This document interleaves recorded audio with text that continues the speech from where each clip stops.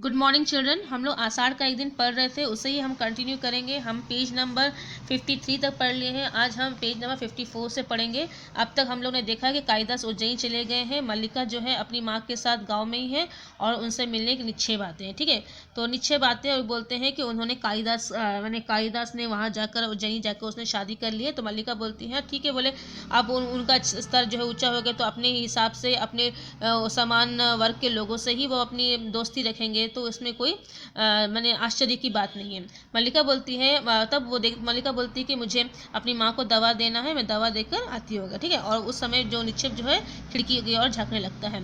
माँ ठंड लगती हो तो किवाड़ बंद कर दूँ। तो फिर मल्लिका अपनी माँ को दवाई देती है और माँ को बोलती है कि तुमको मैंने ठंडा लग रहा है तो मैं इस रूम का दरवाजा बंद कर देती हूँ। ठीक है, फिर वो दरवाजा बंद करके वो सामने वाले रूम पर आती है जहाँ पर निक्षेप खड़ा हुआ है।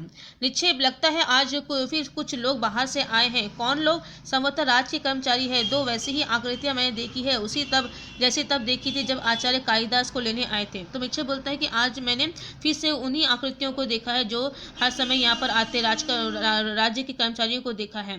ठीक है, तो मल्लिका बोलती कि वैसी आकृतियाँ? बोले हाँ, बोले वैसी आकृतियाँ जब कालिदास को लेने के लिए उज्जैनी से लोग आए थे, उसी वैसी आकृतियाँ मैंने आज फिर देखी है। जानते हैं माँ का संबंध में क्या कहती है? कहती है कि जब भी आकृतियाँ दिखाई देती है कोई ना कोई अनिष्ट होता है, कभी युद्ध, कभी महामारी, परंतु पिछली बार तो ऐसा कुछ भी नहीं हुआ।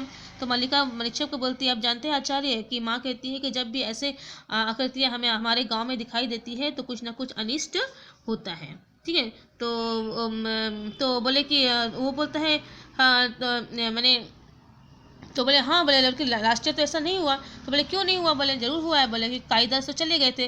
तब वो बोलती कि नहीं, वो तो नहीं गए, मैंने उनका तो जाना जरूरी था इसलिए वो गए थे। क्या हुआ? कौन? और जो हुआ तो अच्छा ही था। हवा में आज उतनी नमी रहती है कि वस्त्र घंटों तक नहीं सूखते हैं। है नहीं, परंतु नहीं हो कैसे? तो सहसा उत्तेजित क्यों हो रहे हैं आर्य विनिक्षेप? तो मल्लिका बोलती आप इतना उत्तेजित क्यों हो रहे हैं? कि मैंने अभी एक और आकृतियों को घोड़े पर जाते देखा है। तो क्या हुआ? आपको भी माँ की तरह अनिष्ट की आशंका हो रही है? यह एक बहुत परिचित आकृति है मल्लिका। तो नीचे बोलता है कि नहीं, मैंने एक ऐसी विशेष आकृति देखी है जो बिल्कुल परिचित लगती है और मुझे विश्वास है कि वे स्वयं कालिदास है। तो मल्लिका बोलती है कालिदास तो वह ऐसे कैसे संभव है? बोले हाँ, बोले कि कालिदास भले ही वो राजवेशा वस्त्रों में, लेकिन मेरी आंखें उसे पहचानने में धोखा नहीं खा सकती। मैंने अपनी आंखों से देखा है, वो घोड़ा दौड़ाते पर्वत शिखर की ओर गए हैं। इस राजसी वेशभूषा में कोई उन्हें पहचान ना पाए, लेकिन मेरी आंखें उन्हें पहचानने भूल नहीं कर सकती। मैं अभी जाकर देखता हूँ, राजकर्मचारी भी अवश्य उन्हीं के साथ आए होंगे।